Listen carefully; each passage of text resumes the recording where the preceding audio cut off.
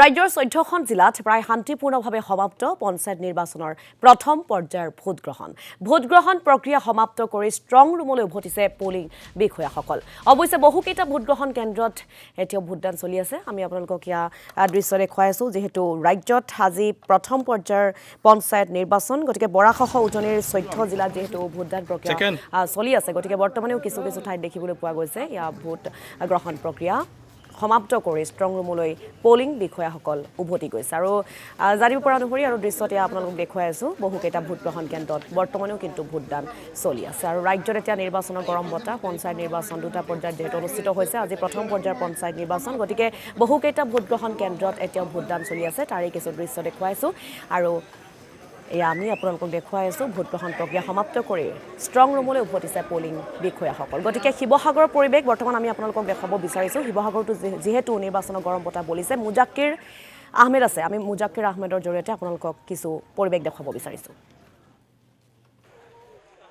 নিশ্চয় আচলতে প্ৰথম পৰ্যায়ৰ যি 14খন জিলাৰ ভোটগ্ৰহণ, সেই ভোটগ্ৰহণ ইতিমধ্যে সমাপ্ত হৈছে। আৰু মই এই মুহূৰ্তত যিহেতু শিৱসাগৰ যিটো ষ্ট্ৰং ৰুম, সেই ষ্ট্ৰং ৰুমত আছোঁ। আৰু ইতিমধ্যে যিসকল বিষয়া কৰ্মচাৰী যিসকল ভোটগ্ৰহণ কেন্দ্ৰসমূহলৈ গৈছিলে, সেইসমূহ পুনৰ এই যি 4:30 বজাৰ লগে লগে যিটো ভোটগ্ৰহণ যিটো প্ৰক্ৰিয়া, সেই প্ৰক্ৰিয়া সমাপ্ত হোৱাৰ পিছতে এই যি ষ্ট্ৰং ৰুমত নিজৰ যিসমূহ যাৱতীয় যিসমূহ বস্তু বা যিসমূহ বেলট বাকচ, সেই বাকচসমূহ ইয়াত ৰাখিছে আৰু পুনৰ তেওঁলোক ঘৰমুৱা হৈছে। আৰু মুহূৰ্তত সামগ্ৰিক যি পৰিৱেশটো, সেই পৰিৱেশটো এই মুহূৰ্তত দেখাইছোঁ। এতিয়া সেই বৰ্ডিং খেলপথাৰতে সন্মুখতে যি চৰকাৰী বহুমুখী বিদ্যালয় আছে, বহুমুখী বিদ্যালয়ত আচলতে যি অস্থায়ী ষ্ট্ৰং ৰুম, সেই অস্থায়ী ষ্ট্ৰং ৰুমৰ ব্যৱস্থা কৰা হৈছে।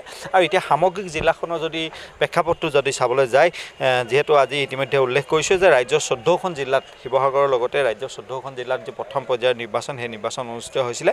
আৰু শিৱসাগৰ জিলাখনৰ সমগ্ৰ জিলাখনত 12খন জিলা পৰিষদ, 28টা গাঁও পঞ্চায়ত, 5খন আঞ্চলিক পঞ্চায়ত, তাৰে 820টা ৱাৰ্ড আৰু এই গোটেই সমগ্ৰ যিসমূহ ৱাৰ্ডসমূহ আছে বা যিসমূহ পঞ্চায়ত আছে বা জিলা পৰিষদ আছে, প্ৰায় 2291জন যি প্ৰাৰ্থীত্বই ইতিমধ্যে প্ৰতিদ্বন্দ্বিতা আৰম্ভ হৈছে। আৰু ইতিমধ্যে যিসমূহ তেওঁলোকৰ প্ৰাৰ্থীসকলৰ যিটো ভৱিষ্যত, যিহেতু ইতিমধ্যে বেলট বাকচত আচলতে বন্দী হোৱা পৰিলক্ষিত হৈছে। মই পোনে সামগ্ৰিক যি পৰিৱেশটো, সেই পৰিৱেশটো ইতিমধ্যে বেলট বক্সসমূহ যি ষ্ট্ৰং ৰুম আছে, এই ষ্ট্ৰং ৰুমলৈ পোনে নিয়া হৈছে। আৰু যি অস্থায়ী যি শিৱসাগৰ বহুমুখী যি চৰকাৰী বিদ্যালয় আছে, সেই বিদ্যালয় যি অস্থায়ী যি আছে ষ্ট্ৰং ৰুম আছে, এই ষ্ট্ৰং ৰুমলৈ এই মুহূৰ্তত নিয়া পৰিলক্ষিত হৈছে। মই পোনে সামগ্ৰিক যি পৰিৱেশটো, সেই পৰিৱেশটো দেখাইছোঁ।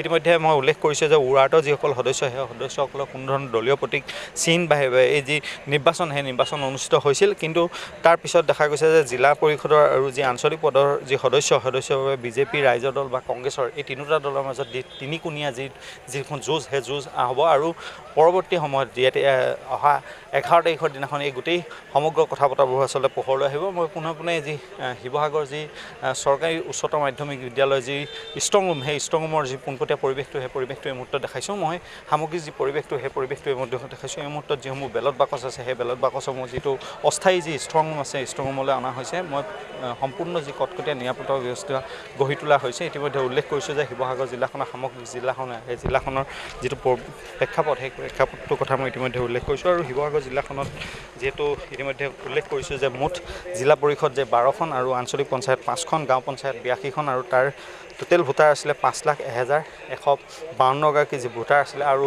প্ৰায় 820টা ৱাৰ্ড আছিলে। আৰু এই শিৱসাগৰ জিলাখনত 3টাকৈ যি বিধানসভা আছে, শিৱসাগৰ,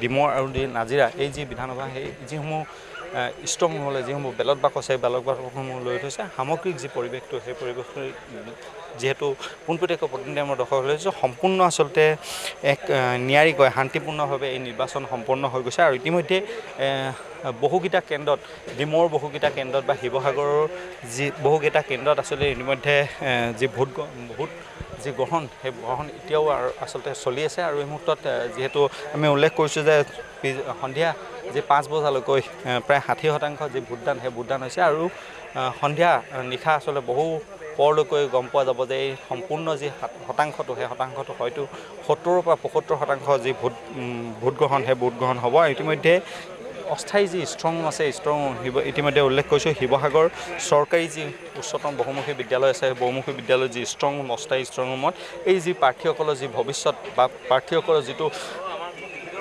জয়ী হোৱা কথা সেই আচলতে কথা বতৰাখিনি হ'ব অহা 11 তাৰিখৰ দিনাখন যে আৰু আমি আপোনালোকক পোনপটীয়াকৈ আমাৰ সাংবাদিক মুজাক্কিৰ আহমেদৰ জৰিয়তে শিৱসাগৰৰ পৰা নিৰ্বাচনৰ পৰিৱেশ দেখুৱাই আছিলোঁ যিহেতু নিৰ্বাচনক লৈ আজি দেখিবলৈ পোৱা গ'ল শিৱসাগৰত ব্যাপক তৎপৰতা অৱলম্বন কৰিছে প্ৰশাসনে গতিকে এয়া যেনেদৰে তেওঁলোক গৈছিল সৰঞ্জাম বা যিসমূহ নিৰ্বাচনৰ বাবে যাৱতীয় সা সামগ্ৰী লগত লৈ গৈছিল নিৰ্বাচনী বিষয়াসকল গতিকে তেওঁলোকে ষ্ট্ৰং ৰুমলৈ উভতিছে লগতে সা সৰঞ্জাম বা সা সামগ্ৰীসমূহ যিসমূহ লগত লৈ গৈছিল সেই সকলোবিলাক লৈ এতিয়া দেখিবলৈ পোৱা গৈছে নিৰ্বাচনী বিষয়াসকল উভতিছে ষ্ট্ৰং ৰুমলৈ